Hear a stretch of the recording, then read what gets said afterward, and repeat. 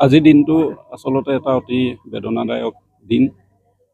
1990 চনৰ জানুৱাৰী 20 তাৰিখে আমাৰ সকলোৱে মৰমৰ এগৰাকী জাতীয়তাবাদী আৰু আঞ্চলিকতাবাদী নেতা, অসমৰ প্ৰাক্তন ছাত্ৰ নেতা তথা প্ৰাক্তন মন্ত্ৰী ললিত চন্দ্ৰ ৰাজখোৱাদেৱ দুৰ্ঘটনাত পতিত হৈ মৃত্যুক সাৱটি লৈছিল। আৰু যোৱা ৩৫টা বছৰে আমি তেখেতক আজিৰ দিনটোত অতি শ্ৰদ্ধা আৰু গভীৰভাৱে আমি স্মৰণ কৰি আহিছোঁ।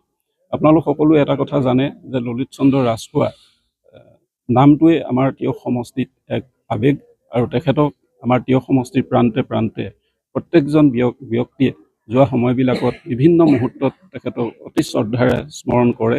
আৰু আমি অসম গণ পৰিষদ দলৰ এগৰাকী কৰ্মকৰ্তা হিচাপে আমিও প্ৰয়াত নেতাগৰাকীৰ যিসমূহ আধৰুৱা কাম, এই আধৰুৱা কামসমূহ আমি প্ৰত্যেক মুহূৰ্ততে যাতে